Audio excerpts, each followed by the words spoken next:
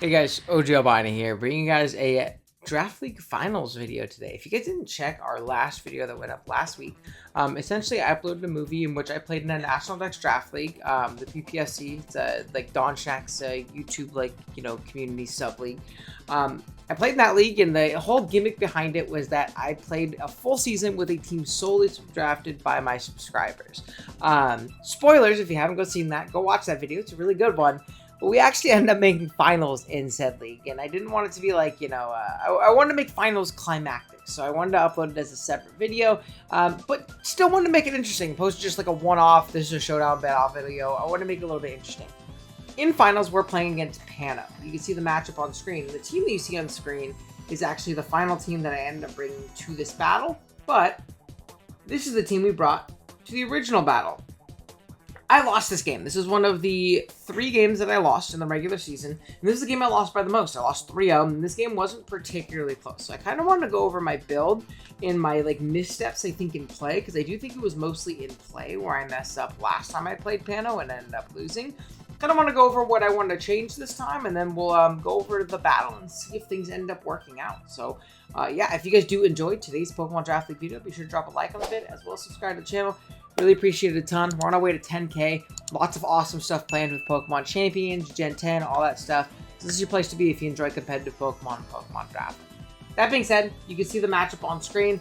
The team that we've had all season, the team that Pano has is Deoxyspeed, DNC, Mega DNC, Corviknight, Quackleval, Crocodile, Salamence, Sinistra, Salazzle, Abomasnow, Oricorio, Bastion, and Lechonk. Two of my favorite Pokemon are Crocodile and Mence on the team. Lots of big issues. In particular, last time, something that gave me a lot of trouble was going to be something like Corviknight. I really struggled breaking through Corviknight. I really struggled with a Calm Mind, super fast Sinistra, though I think that was mostly due to play, and we'll talk about that here in a second. Mega Diancie was played very aggressively against me last time, and I think I really struggled in that regard. And Deoxyspeed, being that I let my Tinglu get a little pretty chipped early, and being that Tinglu only is around for, a good time, not the longest time in the world in a matchup like this, it wasn't able to stick around super long, which made Deoxys a big issue for the team. You can see the team that we brought the first time, and kind of the general idea was going to be using Sleep Powder Mega Venusaur to trade into something like Corviknight, put it to sleep, and then set up for a Swords Dance Speed Boost Kartana. Our favorite set all season. We've run it 3 times, and this is the time it did not work. It didn't work at all. The main reason being is I really struggled in hitting that Sleep Powder into Corviknight, and because of that, I couldn't find chip into it, which meant I couldn't break through the likes of both Salamence, which was a defensive Mence last time, which I kind of did disregard in the builder a little bit, and I couldn't break through the Corvi. Otherwise, it did have a good opportunity and chance to sweep. Yeah, let's go ahead. I do want to go over some quick turns in that battle in particular. Oop, wrong one. There we go. This is from the first battle. Let me go ahead and hide. It's going to be a little bit jank, kind of editing as we go and things like that. We're going to go ahead and press play. We'll see early on, I do lead Diancie, or Tinglu into Diancie. Unfortunate lead for me, but I can, get out of my Venusaur. I make a good play here. I miss a Sleep Powder, which I do think would have been really big this game. This thing being put to sleep immediately, not having me either burn a turn or giving me a switch momentum or switching out. Would have been great. Sinistra comes in here, and I think this is one of my big issues, is what I should do always here is just hard Darkrai. Matcha isn't coming out, so I don't even have to worry about damage coming into my Darkrai, to be honest. And even if it does come out into us, it's not going to do that much. We are still a Darkrai. Opposed to that, I kind of just stay in and try and bait poisons. I get pretty unlucky since I don't get a poison. I'm spit at Venusaur, I could take this on. But what ends up happening is I get to a point where okay, my Venusaur is getting 1v1'd. I need this for Quackleval. I need this for Mega Diancie in particular. I need this to put the Corviknight to sleep. So I'm put into a position where I try and pivot out on a potential Strength Sap turn, and I go hard into my Scarf Archeops, which is pretty powerful in a battle like this, and for tools like Mence, I just lose it. And now I have to go into my Darkrai, and the only way I can kill this thing is if I Nasty Plot up, which means I also have to take a fat Matcha Gotcha and let this thing get to full. So I traded basically 2 for 1 into this Sinistra, and even then I got pretty lucky and got a flinch. So this is really poor player on the Sinistra for me. And in a finals match, we'll have to make sure that we're playing around it correctly. And again, on top of that, we've also lost all of our health on our Darkrai. So our Chople is not going to be relevant at all for this Deoxys, putting us in a really awful position. I'd like to mention too, look how strong Darkrai looks in this matchup. It's Mega Diancie as the check. That's it. Otherwise, they don't really handle it. I get onto my Tinglu, I get pretty darn chipped. They make a really, really aggressive play and go hard dancing on my spike. I do catch them on a boom here, which is really aggressive. But we're able to catch it here. And from here, I just don't really have the offensive tools to be able to win this battle. You're going to see Pokemon like Ting-Lu are just going to get chipped down, go down. And due to the fact that I didn't get Corvi asleep, I can't chip down this Mence into range of a +2, plus also beating Corviknight. So we have to find an opportunity to get up a Swords Dance. And again, if this Corviknight is asleep, which hasn't clicked a button yet, so it theoretically would be asleep in this instance, we could always try and Sacred Sword through it, things like that. Doesn't end up working out here. We do 1v1 the Corviknight as we expected. The only issue is now Mence can come in and at +1 only with a timid nature, obviously. We're not going to KO a bulky Mence. So we do go down right here. And then it is just going to kind of sweep us from there. So not the greatest, not the greatest performance from us. Not the greatest. Let's go ahead and take a look at what we're doing this time and the things I want to change about this build. You'll see we really are bringing a very similar team because I think it was mostly due to play. I think I played really poorly around Sinistcha in particular. And obviously we missed like Sleep Powder into the Corviknight, things like that. And I think the game could have gone our way otherwise. So the things that are the same. We have Scarf Archeops, the exact same. We have a Mega Venusaur, which I believe is a different EV spread this time. Is a 108. Yeah, it is a little bit different. We don't have as much Fizz F. We are a little bit more offensive in this one, or have some offensive investment. It's not bad offensively. But still Spread Mega Venusaur, still a Scarf Archeops, still a Chople Berry, Nasty Plot, Bolt Beam, Darkrai, and still a Fizz Def Blastoise. I think all of those things are very good. Fizz Def Blastoise is great at making sure we don't lose to Crocodile, Salamence. The Mega Venusaur is great into Pokemon like the Mega Diancie. And Archeops is a strong Scarfer here. I think having a Scarfer faster than Mence, having a Scarfer that's faster than a lot of Deoxys variants as well, having a Scarfer that's guaranteed faster than something like Mega Diancie, +1 Oricorio, things like that is going to be nice. So I like Scarf Archeops in this battle. It also forces a lot of damage on Corviknight, which is really, really good for our Kartana. Kartana is very similar in this game, but what I decided instead is that we're going Clear Amulet. I don't need the Chople Berry to take a hit from Corviknight, right? I can take 2 Body Presses with max HP and this like timid nature set. I could take 2 Body Presses guaranteed, right? Even if it is max defense Corviknight, and from there we can set up another Swords Dance if we need to, if we know it's not Helmet, whatever it may be, right? So the reason we're Clear Amulet is for the Salamence, potentially kind of for Crocodile. Obviously, it can also intim us on a sack or something like that. And being that we're not attack boosting, we're not going to get an attack boost off, so I think that would obviously be nice. But it's mostly for that Mence. If we can use Pokemon like Mega Venusaur, Ting-Lu, things like that to chip down this Mence, Pokemon like Blastoise to chip down this Mence, if we can get it in range of a +2 Smart Strike, and we sleep that Corviknight or put it in range of a +2 Sacred Sword, I think that this Kartana is really, really powerful in this endgame. It can win if my opponent missteps at all around it.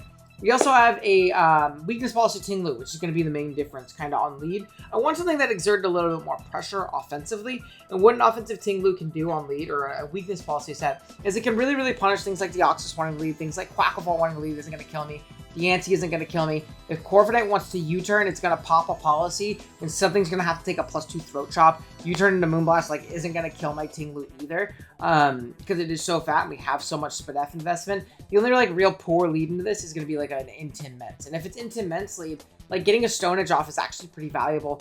Rocks are really important in this battle, so if they don't lead Diancie, we can always kind of get up a rock. So the idea is still going to be the same. I do think that like my idea in approaching this matchup is correct in this like Kartana Speed Boost SD endgame. We just need to facilitate it better. I think we need to play better with our Darkrai in particular.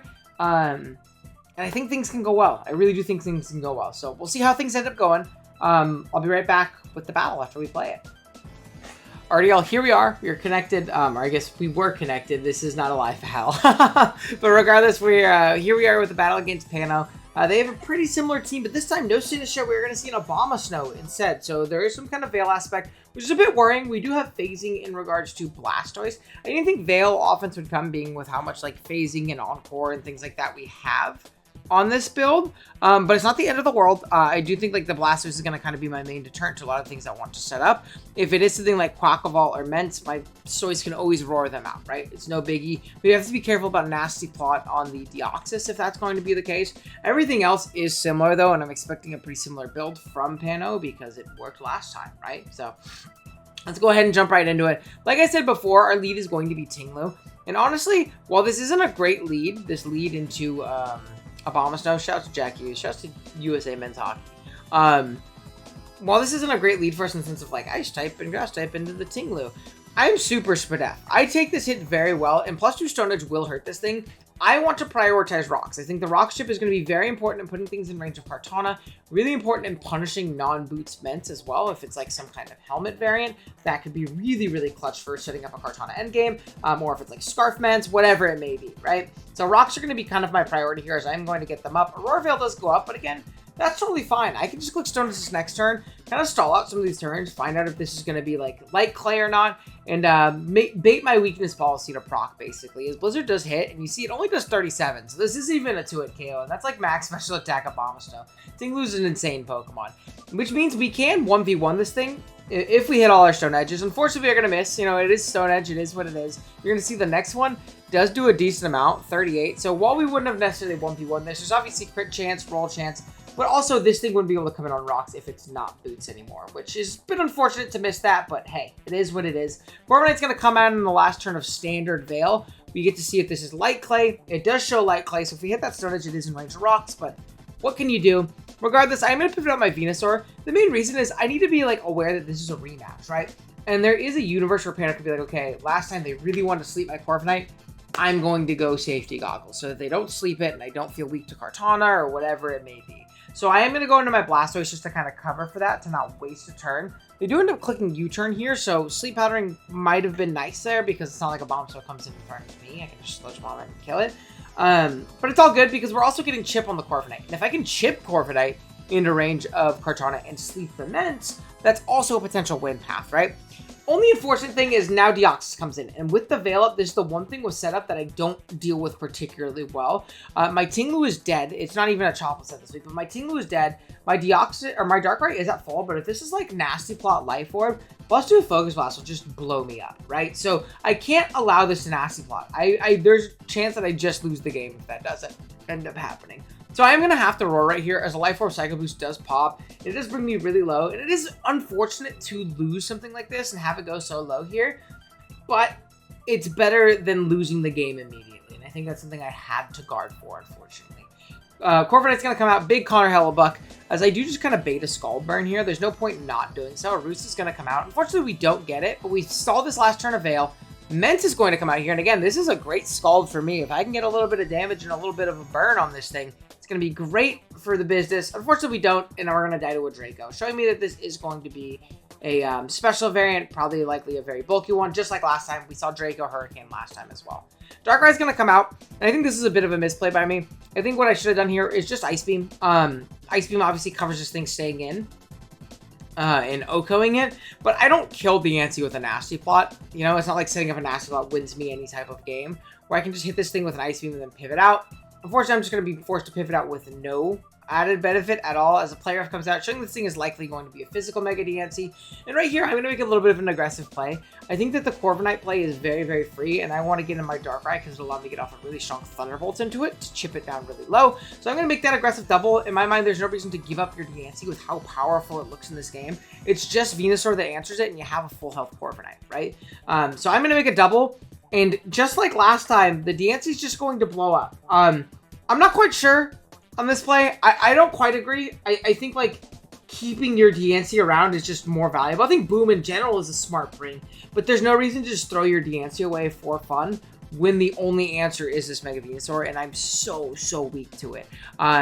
Especially being that, like, look at Darkrai and look at this team afterwards. If my Darkrai didn't die to that Boom, Thunderbolt, dead, Ice Beam, Thunderbolt, Dark Pulse, I'm Chople. Like, there's a chance that the Darkrai just wins in 3 seconds once the DMC goes down. So, I don't quite agree, because I don't think Mega Venusaur is a Pokemon you don't deal with Special Ments plus Corviknight, but it's all good. I'm going to pivot Archeops here on a Hurricane. I can take one and eat it pretty comfortably. I'm just going to go Stone Edge. Again, I understand that the Corviknight switch is probably coming out, but it's not like Corviknight resists Stone Edge, and getting damage on it is good for our Kartana endgame, potentially. I'm going to go ahead and try and bait a crit right here. Unfortunately, we don't get it on the high crit Stone Edge. We are going to go ahead and miss that, as Venusaur is going to come out here. Once again, we're just going to try and put something to sleep, whether it be this Corviknight or something it switches into. We do unfortunately miss our Sleep Powder, so we're not hitting that many moves today. as Mence comes out, and unfortunately I don't quite have a switch in. I know that because I'm specially defensive, I can live this Hurricane, but again, I see the out. I see the out being that putting this Mence to sleep can really help out Kartana. I either need Mence or Corviknight asleep. It is kind of the out that I have now with my Kartana endgame. So I'm going to put this to sleep. Thankfully, we are going to hit, which is really nice. This Corviknight is going to pivot out immediately. As I do make a double into Archeops, just to cover this thing either staying in, I get a free Stone Edge off, or covering the switch. My Venusaur can't do anything to Corviknight, right? So I'm going to go and click Stone Edge. Unfortunately, we're going to miss, and a Body Press is going to pop and put us in Defeatus, so we don't do any damage now. As I do Stone Edge for just a little bit of chip. Now, this does force the Corviknight, or this doesn't force, it incentivizes the Corviknight to U-turn right here, which is totally great for me, because Abomasnow is going to come out right here, and this is my opportunity. Obviously, Blizzard's going to hurt. I am a Kartana, but I will live one. I will live one. And my play is them not wanting to give me a boost. Not wanting to give me some type of attack boost. They still have full health Mence, they still have a pretty healthy Corviknight. My play here is to Swords Dance up and hope that we can break through. We are going to SD here, and the Clear Amulet is coming up insanely clutch, because not only has this Mence not burned a single turn of sleep, it's also going to, like, not Intim drop us and bring us down to +1 only. As Smart Strike is just barely going to miss out on the KO, but we're not at risk of this thing waking up. I can go ahead and click one more Sacred Sword, KO this thing. And the reason I didn't prioritize, like, SDing again is because I don't want to allow a hard Deoxys switch in on another Swords Dance, because I need the speed boost to be able to outspeed it and handle it. Same thing with, like, a Quaquaval, like a Scarf Quaquaval or something like that. Corvi is going to be the next switch in of choice, as they do go down to 60. I click Sacred Sword, don't quite kill it because it's so darn bulky. It is max Fizz Def. I only do 34, which is really funny. I'm going to SD again though, because looking at the calcs, I actually don't get 2-hit KO by Body Press. And being that this is not going to be a Rocky Helmet variant, I can actually Swords Dance and then 2-hit KO potentially. As you'll see, that only does 41.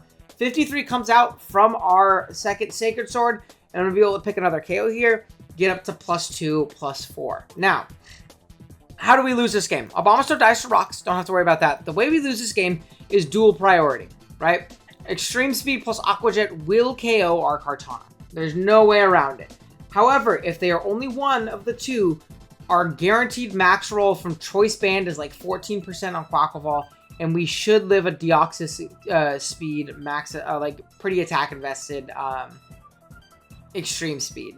So, as long as it's not double prio, we live one, just barely, down to 11%. We're able to knock out the Deoxys with a +4 Leaf Blade. Then out comes the Quaquaval, and it's just a matter, is this going to be an Aqua Jet set?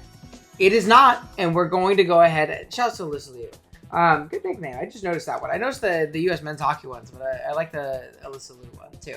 And we're able to just barely take home a championship. Now, granted, I don't think I played this one incredibly. I think the Nasty Vault play on the turn to Diancie was very poor play on my end. But other than that, I think I played pretty well despite getting pretty unlucky this game. Missing a Stone Edge, missing multiple Stone Edges actually throughout this game, missing another really important Sleep Powder in this game, and being able to play back from a deficit after getting that double wrong on the Diancie play where they boomed into my Darkrai double. That was really bad because my Darkrai was so powerful alongside my Kartana, but thankfully Cart was able to pull it out one more time. We were able to just barely win, grabbing a championship. Here you guys can see our full record right here. You know, when we win and lost, 4 games in playoffs, lasted a really long time. 24 kills for Darkrai as well, 20 for Kartana. Absolutely carrying the load. Ting Lu being like a defensive MVP as well. Absolutely love that guy. Mega Venusaur actually being a lot better than I thought it would. You can see right here, we'll go to the Hall of Champions really quick. This is my personal league doc if you're wondering like where this is coming from. But I like to keep track of all my stats and all my championship teams, and we'll kind of scroll through them real quick to give this most recent addition their flowers. You see right here, that is my 19th championship ever. And we'll scroll down to the 19th team. You can see these are teams that I drafted back in Generation 7. This is my first ever championship, actually. I wish I still had the replays for those games. A lot of Little Cup ones. There's a Team Tour Championship. Now we're getting into the Gen 9 territory. What a couple with Pult. That BBR season, that BBL season, another Little Cup, LTM, and there it is. PPFC. There are your champions. 8-Bomb's a champion, baby. What could you say? What can you say? You know, pretty fun. But I hope you guys enjoyed. I know it's not like the most serious finals upload of all time, but I at least figured it should get its own separate video. Please go watch the first portion of this where we go over weeks 1 through semifinals of this team. I talk about it a lot more in depth, like the team itself that my subs drafted, and I appreciate them for drafting this team. This is a really fun idea for a video, but the team had its flaws. The team definitely had its flaws. Playing in a double flying in finals when my flyers is a stupid Rotom Heat was in particular like a great example of that. Though it looks like the team that they ended up bringing was actually pretty weak to Rotom Heat, so maybe I should have brought it. Who knows? But I hope you guys did enjoy regardless. Drop a like if you did, sub if you're new. And I'll see you guys on Pokemon today, tomorrow. I'll be streaming tomorrow. Please be there. It's going to be early. Don't make me be there by myself. All right, I'll see y'all then. Later.